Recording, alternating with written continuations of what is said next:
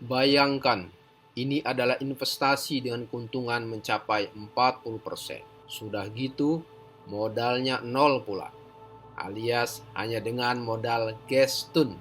Menarik bukan? Tapi ingat, praktek gestun alias gesek tunai dengan paylater saja sudah dilarang oleh Otoritas Jasa Keuangan atau OJK dan juga dilarang oleh Bank Indonesia atau BI. Apalagi jika gestun ini untuk investasi keuangan dengan janji keuntungan sampai 40%. Jelas ini ilegal, berpotensi merugikan. Nah, baru-baru saja seorang bayangkari alias seorang istri polisi yang diduga menjadi bandar investasi dengan gestun paylater ini ditangkap polisi. Ditengarai, sang bandar sudah meraup duit keuntungan mencapai 4,8 miliar rupiah. Seperti apa sebenarnya aksi dan modus investasi dengan gestun paylater ini? Keuntungan seperti apakah yang dijanjikan sang bandar? Jika Anda sudah terlanjur ikut dengan investasi gestun paylater ini, apa yang harus dilakukan? Temukan jawabannya dengan mengikuti tayangan ini sampai selesai. Namun, sebelum melanjutkan, silakan klik like, subscribe, dan tanda lonceng terlebih dahulu untuk membantu pengembangan channel ini dan juga agar Anda bisa nyaman menyimak kisah ini.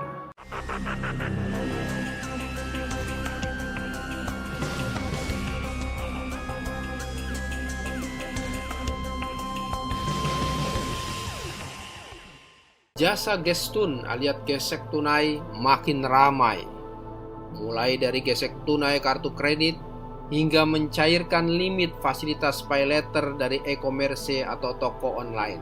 Paylater sejatinya adalah fasilitas ngutang dari toko online. Ketika berbelanja di toko online tersebut, dapat bayar belakangan.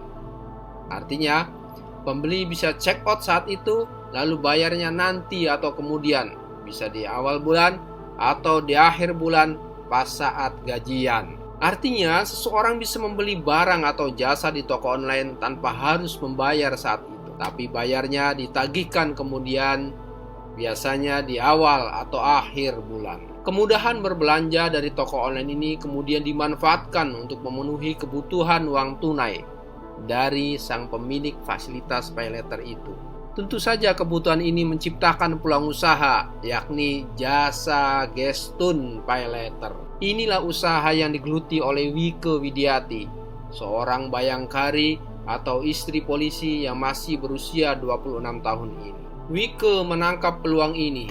Dia pun membuat toko di sebuah marketplace atau toko online yang berwarna oranye. Tentu saja barang yang dia jual di tokonya adalah barang fiktif alias barang bohong-bohongan karena yang dijual adalah jasa gestun. Untuk membuat calon pembeli paham bahwa itu gestun, biasanya dicantumkan keterangan atau kode bahwa itu gestun. Ada juga yang membuat website khusus yang terang-terangan membuat layanan gestun. Bagi calon pengguna jasa kemudian dikirim link barang fiktif yang dijual di toko online berwarna orange tersebut. Setelah check out dan membayar menggunakan paylater, kemudian pemilik toko akan mengirim ke pembeli berupa uang.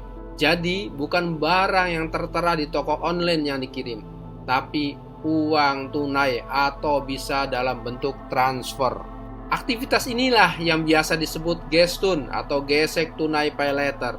Biasanya akan dikenai potongan 15%. Itu potongan umum bagi marketplace, karena marketplace biasanya mengambil jasa 15% dari harga jual barang. Selain itu biasanya pemberi jasa gestun juga memungut 1 hingga 2%, tergantung jumlah transaksi. Pungutan ini sebagai bayar jasa mentunaikan barang belanjaannya. Modus yang dilakukan Wike tidak hanya sebatas itu. Perempuan asal Jambi ini menawarkan investasi dengan modal gestun paylater dan keuntungan menggiurkan. Setelah sukses menerima jasa gestun dari Wike, biasanya orang mempercayai Wike bahwa Wike bukanlah penjual gestun kaleng-kaleng. Setelah kepercayaan itu terbangun, Wike menawarkan investasi dengan keuntungan 40%. Caranya dengan gestun paylater. Namun uang tidak langsung dicairkan. Uang diendapkan selama 14 hari baru kemudian dikembalikan beserta keuntungannya yang dijanjikan sebesar 40%. Nah, ini bedanya. Jika jasa Gestun saja, begitu transaksi selesai langsung ditransfer uangnya setelah dipotong 15% biaya toko online. Ketika menggunakan jasa investasi Gestun PayLater, Wika menerapkan bahwa proses pencairan selama 14 hari kemudian dengan tambahan keuntungan 40%. Tentu ini sangat menggiurkan. Berinvestasi tanpa modal, hanya bermodal PayLater, dapat keuntungan hingga 40%. Sungguh sangat menggiurkan.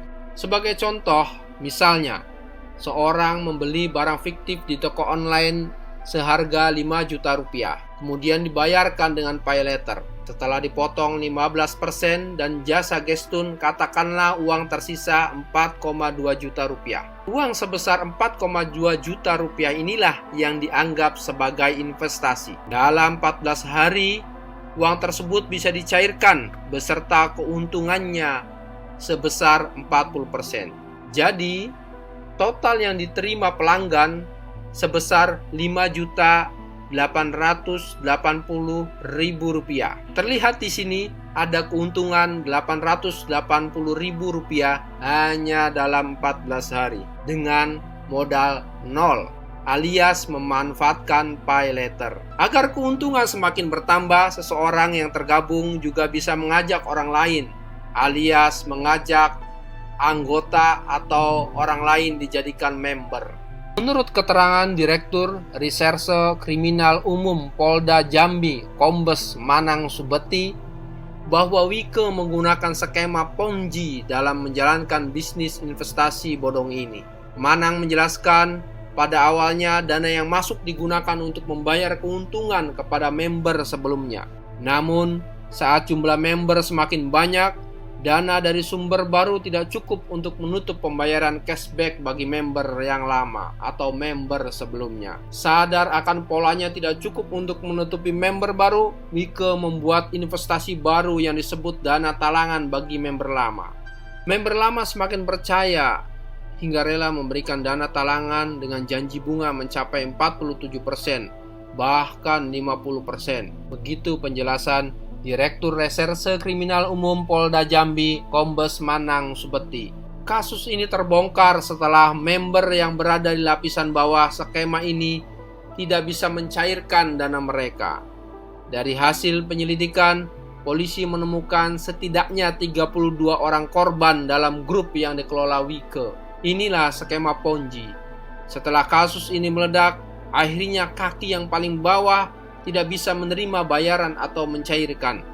Dana yang seharusnya diterima member di bawah telah digunakan untuk membayar member di atasnya. Dalam ranah pidana, pola investasi seperti ini tergolong dalam tindak pidana penipuan. Wika kini telah ditahan di Polda Jambi. Dia akan dijerat pasal 378 dan 379 KUHP tentang penipuan. Wika menjalankan bisnis ini sejak September 2024 hingga Februari 2025. Kasus ini dilaporkan ke Polda Jambi pada 4 Februari 2024. Korban melaporkannya di sejumlah wilayah di Jambi seperti Polresta Jambi dan Polres Merangin. Dari laporan itulah polisi bergerak dan kemudian menangkap Wika.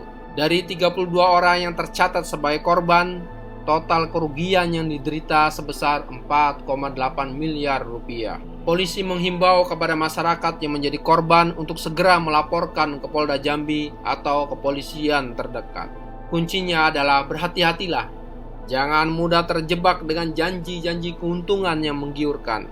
Biasanya semakin menggiurkan keuntungan dan semakin tidak rasional besaran keuntungannya, maka biasanya potensi penipuannya lebih besar. Sedangkan untuk praktek Gestun PayLater sendiri memang belakangan semakin menjamur. Ini bisa dilihat dengan melakukan googling atau browsing dengan kata kunci Gestun, maka akan keluar beberapa layanan jasa Gestun berjejer di laman tersebut. Bank Indonesia atau BI dan Otoritas Jasa Keuangan atau OJK sendiri memandang bahwa praktek Gestun ini adalah praktek ilegal. BI dan OJK melarang keras praktek ini. Menggunakan jasa Gestun PayLater memiliki risiko yang serius. Salah satunya adalah pembekuan limit atau pembukuan akun. Sistem yang dimiliki oleh PayLater akan dapat mampu mengidentifikasi transaksi fiktif seperti Gestun. Jika terdeteksi, limit bisa dibekukan. Bahkan dalam beberapa kasus, akun akan diblokir secara permanen dan masuk dalam daftar backlist BI checking. Selain itu, kegiatan Gestun juga rentan terhadap penipuan karena sifatnya ilegal dan tidak diatur oleh merchant resmi atau lembaga finansial terpercaya. Penipuan bisa terjadi dalam berbagai bentuk, seperti penyedia jasa Gestun yang tidak memberikan uang sesuai kesepakatan atau meminta data pribadi seperti email dan password yang kemudian dapat disalahgunakan.